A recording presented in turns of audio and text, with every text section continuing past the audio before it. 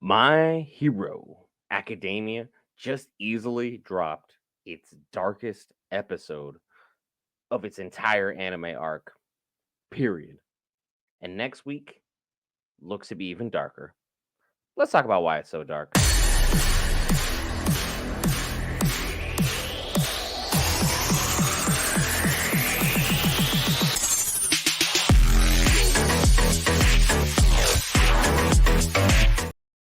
All right, guys, Brent here back with Geek Variants. Cover all things Marvel, DC, Lord of the Rings, anime, gaming, Star Wars, and more. And look, this anime has been constantly evolving for the last couple seasons.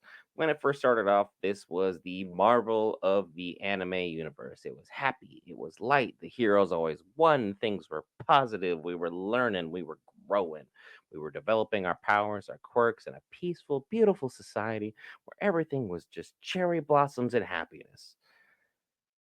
And then reality struck, and now we're basically stuck in the DC universe. And for those who aren't familiar with comics, Marvel's really happy and bright.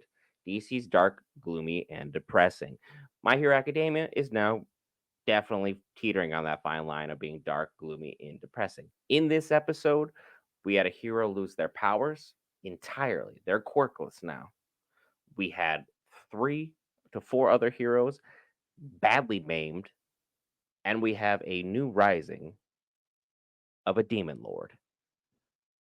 Things are going very, very badly for our heroes overall. And let's just kind of break down this episode. We started off in a very happy and light, kind of semi cheerful note. We were talking about Ochaku and Froppy, and they were kind of going together and they were kind of having a chat. They were talking about how Toga is normally able to manifest her quirk much easier than this. She's truly able to become the exact person she's mirroring. It's supposed to be a direct one for one. It just goes perfectly together and perfectly blends, and she's able to be one of one and just kind of swap in and out as she needs to given the moment. She's able to fully become their quirk, manifest it, and make things go off the way she intends to have it happen. However, with Twice's quirk, she's having a very difficult problem. Well, she's able to create, this gargantuan army of Twices, which, hey, no one's scoffing at. This is impressive as all get out. Her quirk has not been able to fully manifest within herself. She has hidden herself inside the center of a mass of an army of Twice because she is concerned about her heart. She's having second thoughts. When she's happy and she's feeling what is needing to be done throughout, her actions and her abilities, she's able to just do insanely disastrous things.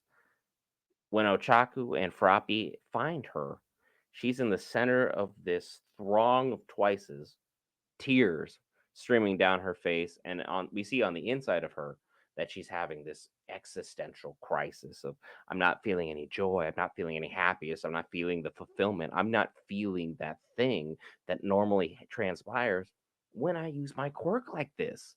And it's truly heart wrenching to see, but it's kind of going to show that she's not truly all bad. She has been joined up with a lot of bad individuals. However, now she's kind of deciding, am I really this villainous person who's this heinous?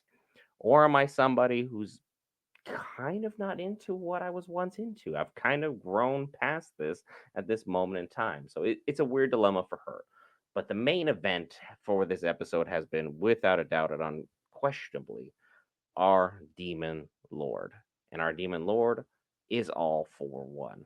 By using Ares' quirk, he's able to rewind time, space, and all that good stuff for himself to put himself in the driver's seat to be exactly where he wants to be. He is now in his physical prime with a plethora of quirks and abilities just stashed away to do the most absolutely insane things possible. As the episode progressed, we saw that Tokoyami was basically holding it down. Him, Sugetsu High, were doing everything that was necessary to keep him contained. We saw as the episode was going on, all of a sudden, Gigantomachia appeared, and All for One was like, cool, my plan's coming together. I've got everybody where I need them to be. We're set up. Nothing to worry about here. I am on it. Come to find out, Shinso and our boy are on top of him, whose name escapes me. This time, the guy who's able to manifest his body being hardening.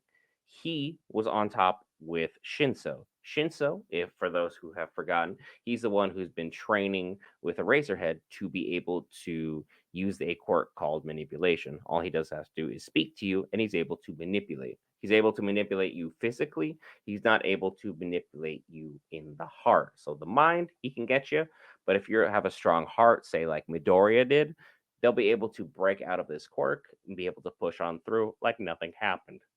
With everything going on, Shinsu was controlling Gigantomachia for a time. Come to find out that All for One had an Acer Hole, which was a bright light that he was able to use. He uses this bright light quirk that he's able to manifest to snap Gigantomachia out of this trance. And now we have a absolute problem and a unit on the field that we're not supposed to have. Come to find out, Gigantomachia is actually pissed off at All for One. His master left him, abandoned him, didn't dote on him, and didn't care about him. And he's here to get his. Which, who would have thought? The lapdog of the most evil man in the My Hero universe now all of a sudden is out for a personal vengeance and vendetta story. Crazy to think about, but that's what's going on. Him and Mount Lady arrive on the scene at the same time. Mount Lady, wielding a giant wrench, is out here trying to deal these crazy blows while Tokoyami is raining down Dark Shadow.